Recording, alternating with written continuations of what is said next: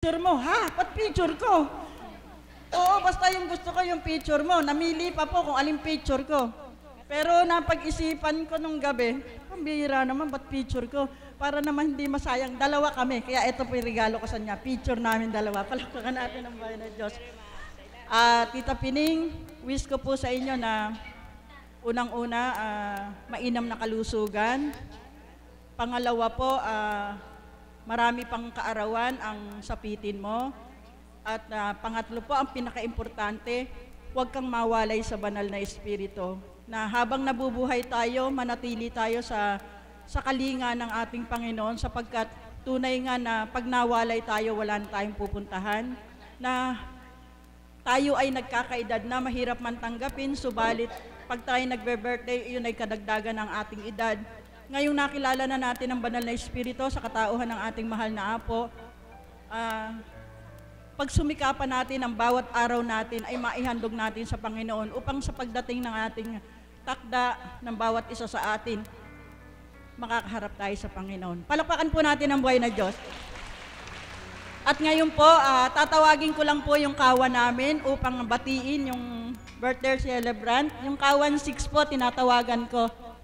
Palakpakan po natin ang buhay na Diyos para sa kawan 6.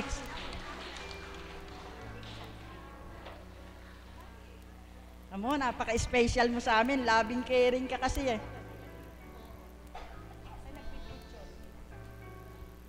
Unang-una, babati po yung shepherd namin para sa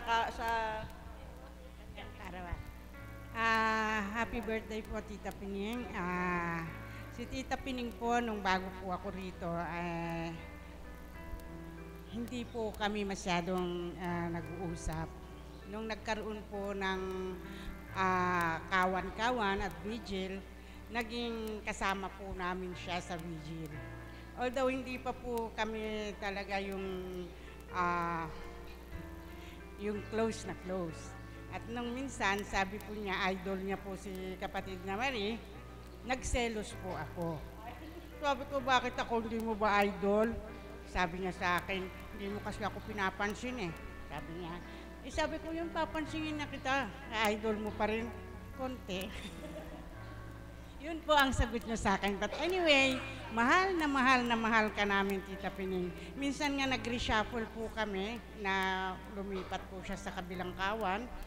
Pero pinakita niya na ganun kami kahalaga sa kanya at mahal na mahal niya ang kawan namin. Kaya po siya bumalik sa amin.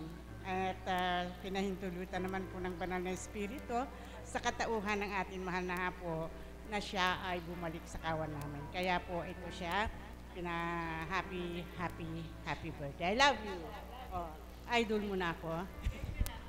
Ngayon naman po ang isang kapatid namin, si kapatid na Flor. Magandang umaga po sa inyong lahat. Salamat po sa Ama at muli tayo tinipon dito. Ang unang-una nga po ay ang pagbati namin sa aming kasamahang kawan, si Nanay Pining. Happy 70th birthday, Nanay. Ang masasabi ko naman po sa kanya sa kanyang edad ang katwiran niya kung kailangan daw hanggat maaga, sasabihin mo na sa kapwa mo kung gaano mo siya kamahal. Yun po ang laging inaano niya sa akin.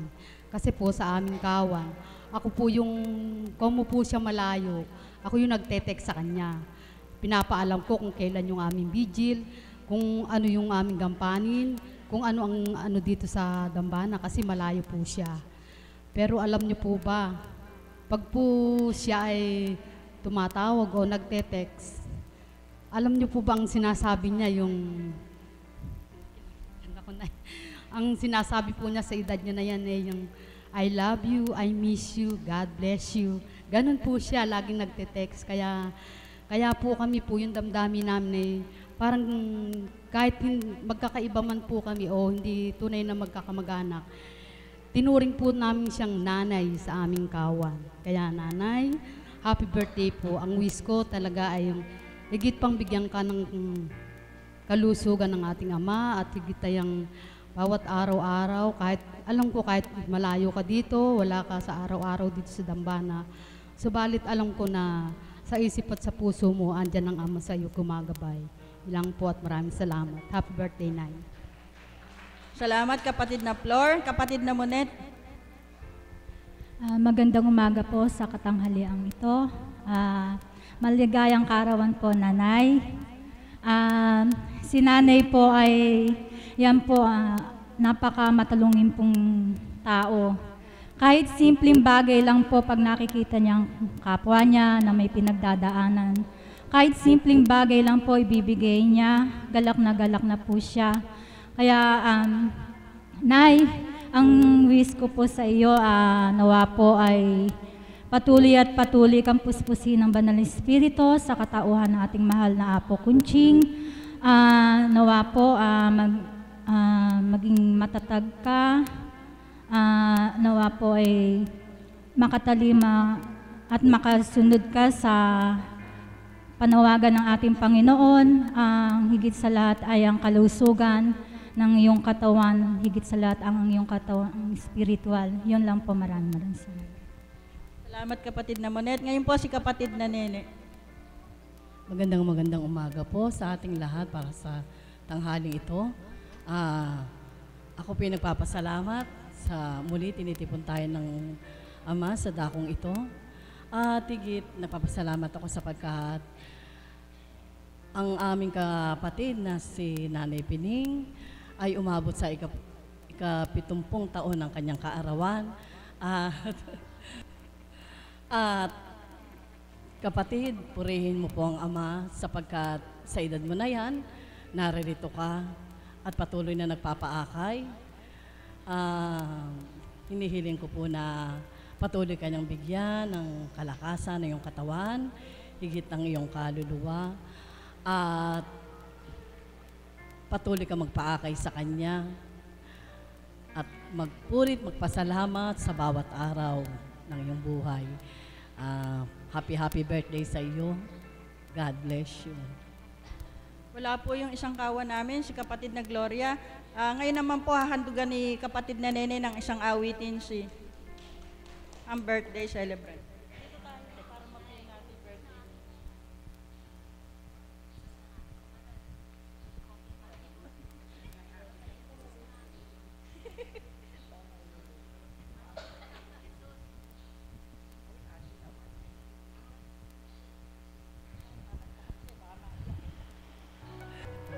Ang awit ko po ito, inaalay ko po sa ating lahat na narito at sa aking kapatid na may kaarawan, higit po sa ating Ama na walang sawang sa atin ay gumagabay.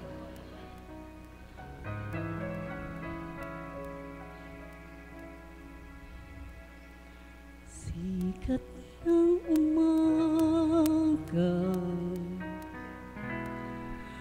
buhos ng ulan, simoy ng dapit hapon,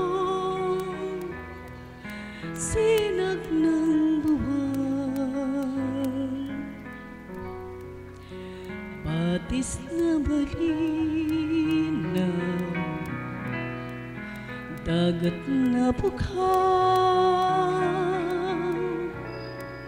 gayon ang Panginoon kong Jesus ng aking buhay. Saan man ako umali, ika'y naroon, tumalikod man sa'yo. Dakilang pag-ibig mo sa akin, tatawa at magpapaalala. Ako'y iyong kinikilig at siyang itatapat sa puso.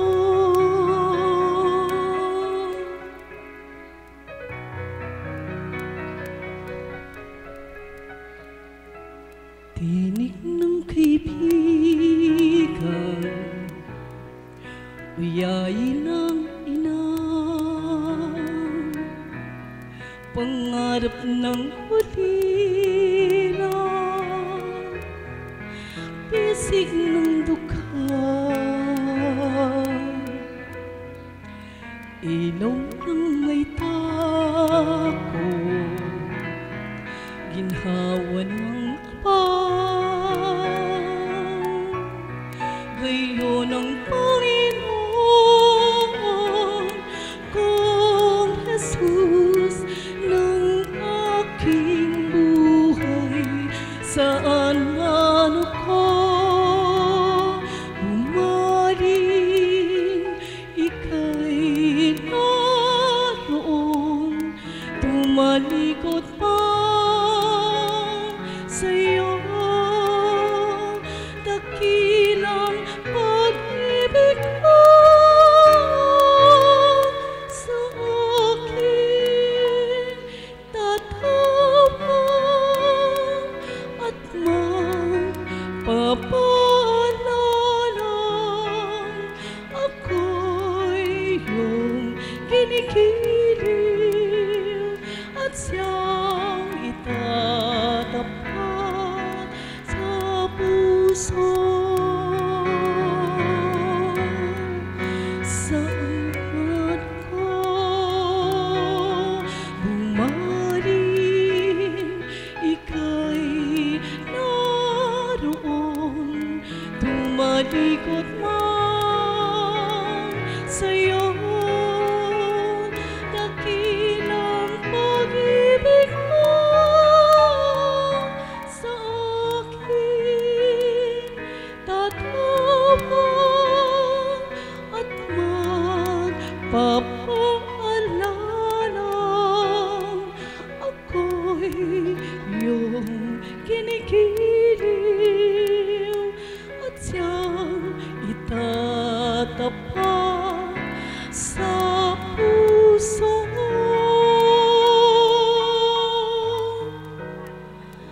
At siyang itatapat sa puso.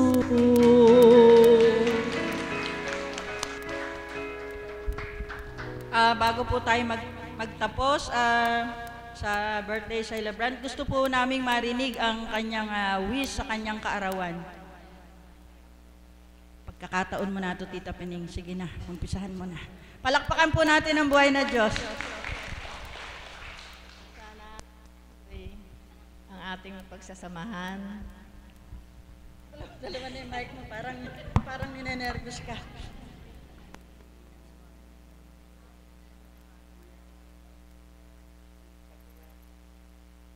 Mga buhay. Mahal na mahal ko kayo.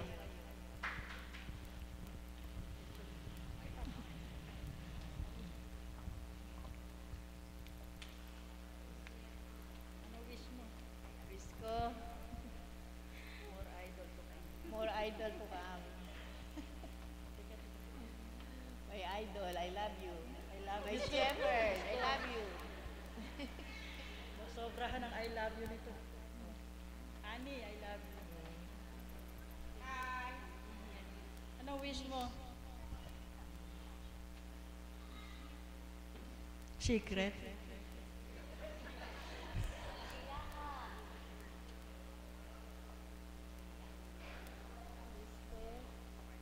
Sana tayong mga alagad, mga kaps, mga choir ay laging sumusuporta sa ating mahal na Apo. Huwag nating kalilimutan ang kanyang ginagawang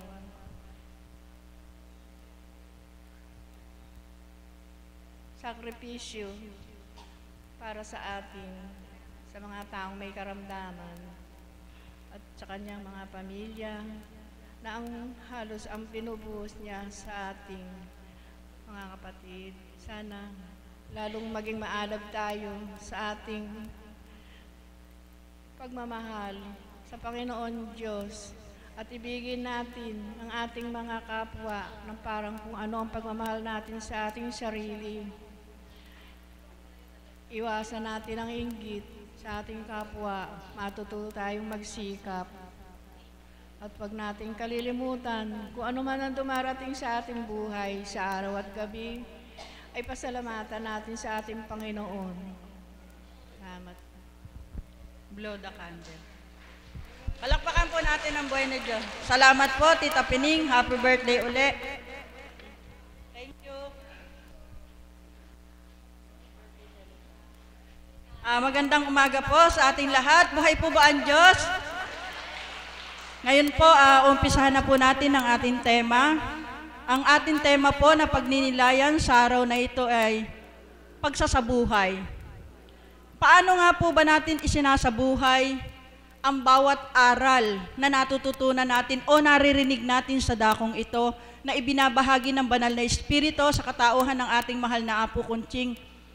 At paano natin ina-apply, isinasabuhay? Kung ito ba minsan ay minsan napagtatagumpayan na natin yung mga gusto nating baguhin, yung mga mabubuti nating gawa, subalit pag may dumating sa ating mga pagsubok o mga pagdalisay, nadadapa na naman tayo sa pagtalima, sa pagsasabuhay ng mga aral. Subalit, sabi nga ng banal na Espiritu, huwag tayong mangamba, sapagkat kung ang lahat ng ating ginagawa, lahat ng ating gagawin ay isaahalang-alang natin sa ating Panginoon, mapagtatagumpayan natin ang lahat. Amen po ba?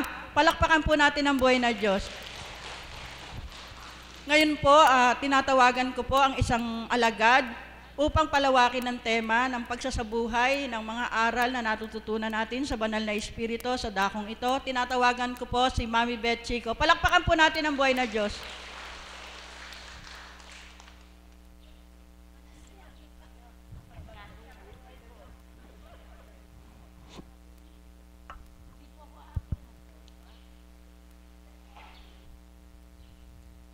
Salamat aming dakilang Ama sa araw na ito.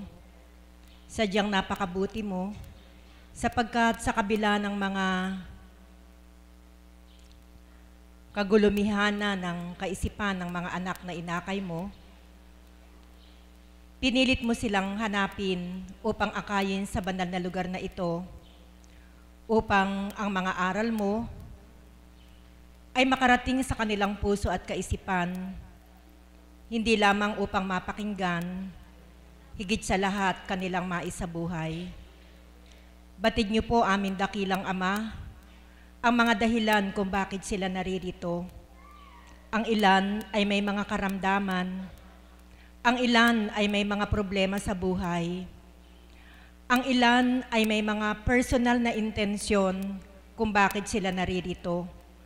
Nawa po, magkaroon ng bunga ang kanilang pagpapagal, ang kanilang paghihintay, na sa kalinisan ng kanilang puso at kaisipan, naway umuwi sila na may galak sa puso at kalooban, sapagkat ang kanilang mga kahilingan ay bibigyan mo ng katugunan. Amen. Palakpakan po natin ang ating Panginoon. Kung inyo pong natatandaan at araw-araw na kayo nakikinig at nandirito, kung hindi po ako nagkakamali, a week ago, nagkaroon na rin po ng tema tungkol sa pagsasabuhay. Amen po ba? Naalala niyo po ba?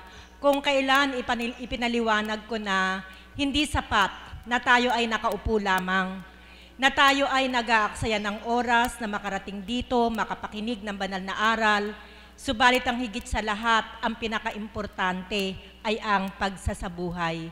At sa pagsasabuhay, doon masusubukan ng Panginoon ang ating katatagan. Sapagkat kung tayo magsasabuhay, mayroong mga darating na balakid upang ito ay ating maisabuhay. Subalit, kung talagang kilala na natin ang Ama at tayo ay nagtitiwala sa Kanya bilang Diyos na omnipresent, omnipotent at omniscient, sino nga ba ang hindi makapagsasabuhay ng kanyang mga aral? Sa madalit salita, ang pagsasabuhay ay isang challenge para sa bawat isa sa atin. Kung paano natin haharapin ang hamon ng Panginoon na hindi lamang marinig ang kanyang mga banal na aral, kundi ang ito ay ating maisabuhay.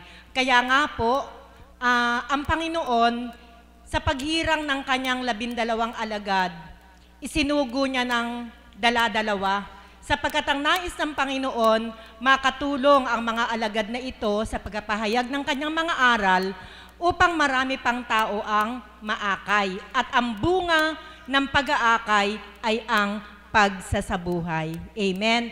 Sapagkat ano nga ang saysay? Nagsisimba ka araw-araw, nagrurosaryo ka ng 5 beses maghapon, bukod pa yung sa gabi. At miyembro ka ng iba't ibang samahan o organisasyon ng pansimbahan. Subalit, ang ninanais ng Ama na makita para sa atin bilang tunay na anak niya ay hindi naman nakikita. Ano po ang ibig sabihin? Na bagamat ikaw ay katulad ng mga aktibidades na binanggit ko, subalit ikaw pa rin yung taong mapanghusga. Ikaw pa rin yung taong nagtatanim ng galit sa iyong kapwa. Ikaw pa rin yung taong nangingialam sa hindi mo naman problema. Ikaw pa rin yung tao na mainitin ang ulo, magagalitin. Anong pagsasabuhay ang nagawa mo sa kabila ng mga pagpapagal mo sa gawaing pangkabanalan? Amen? Sa bawat araw, isa lamang sa mga aral na natutunan natin sa Panginoon ang ating isasabuhay, napakasaya ng mundo ng ating gagalawan. Bakit? Sapagkat ang lahat tayo ay kumikilos ng ayon sa aral ng ating Panginoon. Bakit magulo ang ating lipunan? Bakit hindi magkaroon ng kapayapaan? Yun lamang pong nangyari nung nakaraan linggo. Nang dumating ang Santo Papa, ang lahat ay talagang punong-puno ng pagkagusto na masilayan ang mahal na Santo Papa. At breaking the record po tayo sa buong mundo. Nakatala po tayo sa Guinness Book of Record na sa Pilipinas lamang naganap yung pinakamaraming sumalubong at nakiisa sa gawain na dinaluhan ng ating mahal na Santo Papa. Nagsisiksikan pa nga sila, di ba? Kahit na ang pinuntahan nila ay makarating sa gawang kabanalan, subalit talagang nakikita pa rin yung ugaling hindi mainam. Yung pagtutulakan, yung hindi pagbibigayan, ganong naroon tayo sa magandang layunin ng Panginoon para sa atin. Nandun na po tayo, napakaraming dumalo. Milyon-milyong tao ang dumalo at sumaksi ng pagdating ng ating Santo Papa. Ang tanong, pagkatapos nun, ano ang naganap? Nagkaroon ba ng bunga ang pagpapagal na masilayan ng ating Santo Papa? Kung ito'y nagkaroon ng bunga, sana'y walang naganap ng patayan ng Pilipino sa kapwa Pilipino. Sapagkat ang hatid ng ating Panginoon sa katauhan ng ating mahal na Santo Papa ay pagmamahalan. Ang pagbibigayan sa bawat isa. Subalit, pagkatapos ng bisita ng Santo Papa, kung breaking news ang pagdating niya rito, pag-alis ng Santo Papa, breaking news din yung 44 na pulis na pinatay ng kapwa Pilipino. Ang ibig ko pong sabihin, mga kapatid, nasaan ang pagsasabuhay? Ano ba ang number 1 na hinihingi sa atin ng Panginoon na sa tuwin ay sinasambit ng banal na Espiritu sa katauhan ng ating mahal na Apo Kunching? Ang katagang, mahal na mahal ko kayo. Sino po ang nagsasalita? Ang banal na Espiritu sa katauhan ng ating mahal na Apo Kunching. Kung iyan po ang sa tuwin ay sinasambit sa atin ng Panginoon, mahal na mahal tayo ng Panginoon, ano naman ang pagmamahal na maibabalik natin sa ating Panginoon? Ang sabi ng Panginoon, anak, maniniwala akong mahal mo ako kung yung mga kapatid mo ay matututunan mong mahalin. Paano ako maniniwalang mahal mo ako na hindi mo nakikita? Samantalang yung mga kapatid mong nakikita mo ay hindi mo mahabahagi na ng pagmamahal. Nasaan ang pagsasabuhay? Mga kapatid, ang nais ng Ama, sa bawat pagpapagal natin, sa bawat araw na tayo nandirito, nagkakaroon tayo ng pagsasabuhay. At ano po ang palatandaan ng ating pagsasabuhay? kung mayroong nababago sa ating pagkatao. Palakpakan po natin ang ating Panginoon.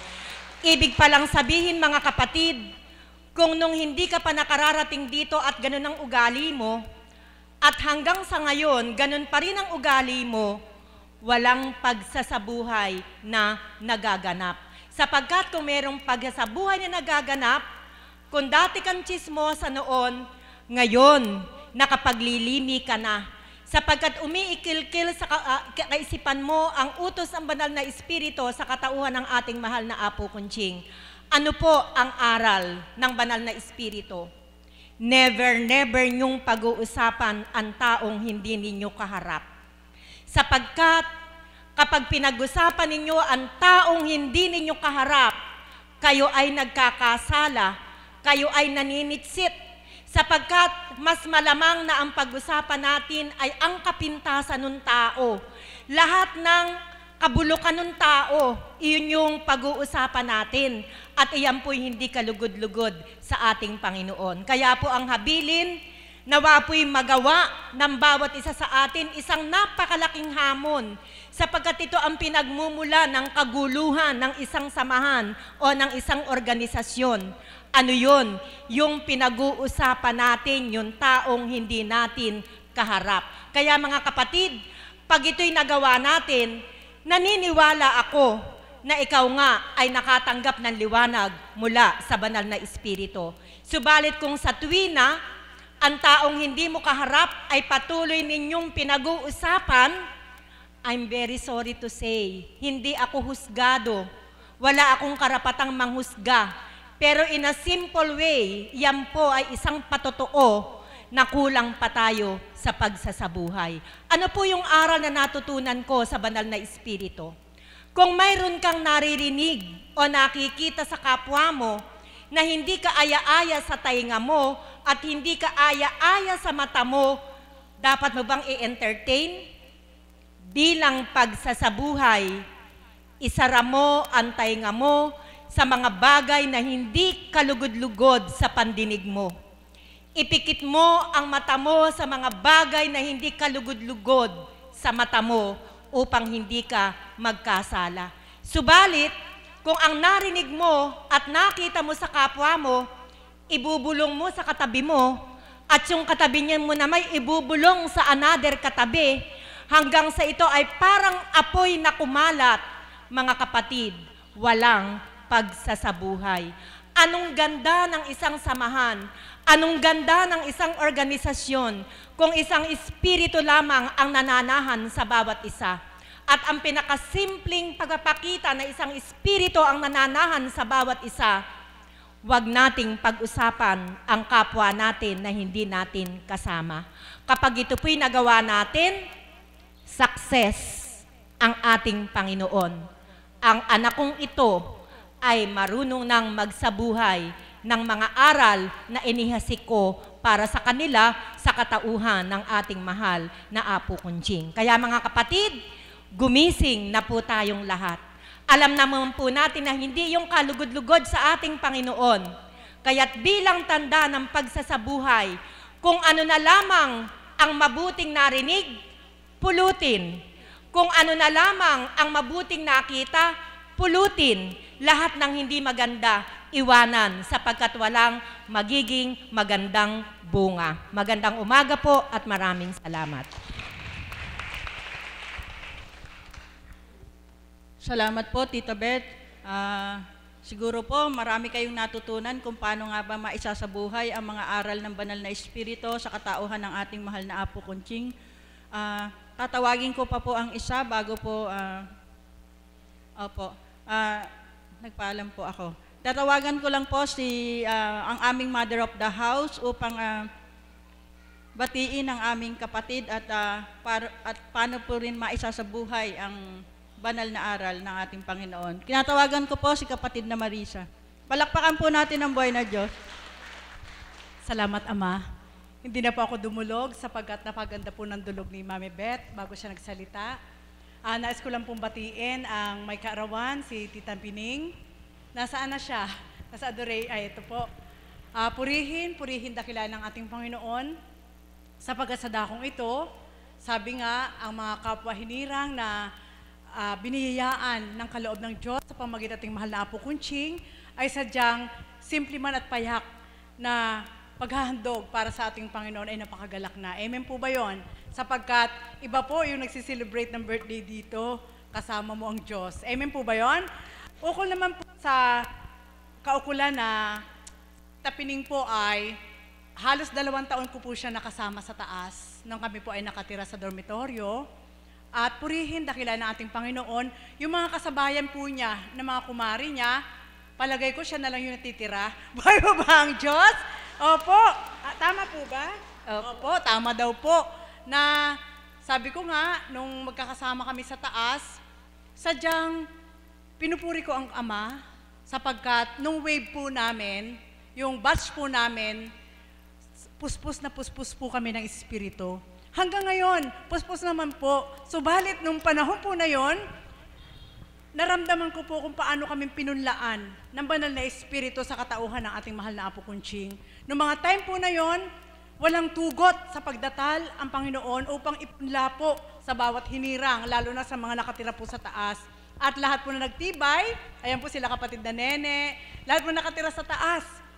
Bagyo man ang dumatal, hindi matitibag. Buhay po ba ang Diyos? Kaya sa dakong ito, sadyang napakabuti ng ating Panginoon sapagkat minarapat po ni Tita Pining na makapiling ang banal na Espiritu sa katauhan nating mahal na Apo Kunching at sadyang ipinagkaloob ng Diyos sapagkat sabi po niya sa akin, advance po niyang binigay yung pagkain namin na, Mami, diyan ako magbe-birthday.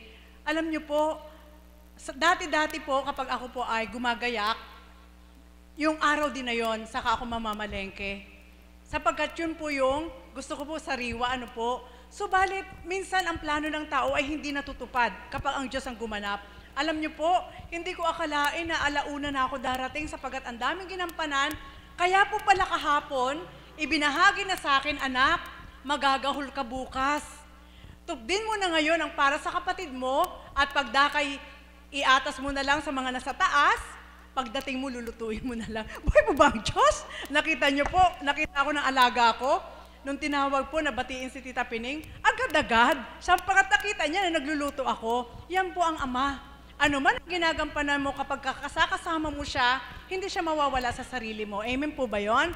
Kaya tungkol po naman sa tema, pagsasabuhay, kagaya po ng ibinahagi ni Mami Beth, nawa po lahat po yun ay matutunan po natin. At para po sa akin, ang pagsasabuhay po ng salita ng ating Panginoon ay hindi naman pagdakakarakara, gawin mo na agad yung lahat. Pumili ka lang kung ano yung kaya mong ihandog sa Diyos. Sa 10 na bahagi ng Diyos na aral sa dakong ito at gumanap ka sa 1, 2 hanggang 3, kalugod-lugod na ka na kanyang pagmasdan. Amen po ba yon? Opo, sapagkat sabi nga, yung mga aral na yon, sa 10 aral na yon, kung 10 ang gaganap, mas maganda. Subalit kung ang isang tao ay nakatutupad sa 3 aral, mas lalong maganda. Buhay po ba ang Diyos? Kaya sa dakong ito, hinihimay-himay po ng ating Panginoon sa pamamagitan ng mahal na Apo kung paano tayo magsasabuhay. Subalit hindi natin po ito magagawa na isabuhay nang tayo ay hindi nagbabago. Sabi nga ni Mami Beth, ano po, kailangang mahugasan muna tayo mula ulo hanggang talampakan kagaya po ng ginagampanan ng mga hinirang. Hindi pagdakakaraka ay kalugod-lugod kami sa Ama. Sapagkat basura nga ang aming pinagmulan sa mundo ng tao, nang kami inakay sa dakong ito, unti-unti po kaming nilinisan ng banal na Espiritu sa katauhan natin mahal na Apo Kunching. Subalit, wala po kayong makikita na iskoba, Clorox, o anuman ang mga gamit para pumuti kung ang aming mga katauhan, nakagaya sa paglalaba, kundi sa salita lang po, sa mga aral ng banal na Espiritu, araw-araw na maririnig po natin sa dakong ito, ay unti-unti po, yun ang magiging daan para maeskoba yung ating mga isip, maeskoba yung ating mga puso, mabunot yung mga tinik, at pagdakay maisilid yung mga aral ng ating Panginoon upang siya mismo ang tumupad para sa atin. Amen po ba yun? Sapagkat hindi maaaring banan kapag inudyok sa'yo ng Diyos na, anak, isabuhay mo ang magmahal. So paano ka magmamahal? Amen? Hindi yun magagawa ng basta lang mamahalin mo, hindi mo kaano-ano. Hindi po yun magagawa ng taong-tao. Bakit? Marami akong kamag-anak, bakit kailangan mahalin ko siya, hindi ko naman siya kamag-anak? Yun ang tao. Subalit ang ating Panginoon, kapag siya nang tumupad, hindi mo man gustuhin, kapag siya ang nagmahal sa tao, mamahalin mo siya kahit ayaw mo. Buhay po ba ang Diyos? Ganun po. Kaya doon po pumapasok. Walang ibang makapagbibigay, kundi ang banal na Espiritu. Sa katauhan nating mahal na Apo Kunching, dinidiligan po tayo araw-araw. Upang halimbawa po, bilang mother of the house, naku, kailangan kong tumupad sa atas ng ating Panginoon. Kung may pride po ako, hindi ko po yan matutupad. Amen? Kung hindi po ako samuko sa Diyos, hindi ko rin matutupad. Ano, utusan ako, hindi ko naman siya kano-ano. Ano yung pagluluto ko, hindi ko naman siya kano-ano. Hindi po. Kapag may pride ka, may ego ka, hindi ka makatutupad sa kalooban ng ating Panginoon. Amen po ba yun? Kaya, kapag ang Diyos na ang tumupad, hindi na nga niya inisip na siya yung makapangyarihan sa lahat, kaya niya magpakababa. At sa dakong ito, sa katauhan nating mahal na Apo Kunching, hindi niyo rin mararamdaman na mataas, kundi mababang-bababa, nagpakababa sa tao upang tumupad din sa Diyos. Kaya mga kapatid, yan po yung iiwanan ko po sa inyo, masarap magsabuhay. At lagi niyo pong tatandaan, wala man pong bayad na ibinibigay sa dakong ito ang sinuman, at wala rin pong bayad para sa amin. Subalit kapag ikaw ay nagsabuhay ng isang aral ng ating Panginoon, siya ang magbibigay ng bayad sa iyo. Buhay pa ba ang Diyos? Opo! At yan ang katotohanan, hindi mo pang hihinayangan. Kahit sabihin natin na hindi mo nakikita ang Diyos, subalit kapag inudyok sa iyo na, bigyan mo siya, pwede mong magsabi na, Ama, bibigyan ko siya, nakita mo namang wala ako. Sabihin sa'yo ng Ama, utang muna anak, at kapag binayaran ko, dodoblehin ko. Buhay po ba ang Diyos? Susunod ka ba o hindi? Susunod. Subalit, kung wala nga ang Espiritu, hindi ka susunod. Titigasan mo yun na wala nga ako kaya ayaw ko siyang bigyan. Subalit ang Panginoon, kapag nais niyang isabuhay mo ang kanyang mga aral, bigyan mo siya anak sa kabila ng iyong kawalan, gagawa ka ng paraan para ibigay sa kanya, at kapag nakita ng Diyos yun, siya ang magbibigay sa iyo, umaapaw pa, siksik na siksik sa bangan mo. Muli, magandang umaga po sa inyong lahat. Nawa po, matutunan ng lahat ang mga aral sa dakong ito, sa pamamagitan ating mahal na Apo Kunching, na sa bawat araw, hindi lang sa salita niya inihasik, kundi siya mismo'y gumagawa upang tayong lahat ay magkaroon ng magandang diwa. Muli, magandang umaga po sa tanghali ito. Salamat, kapatid na Marisa, sa maganda mong pagbabahagi. Sa lahat po ng nagbahagi, maraming salamat.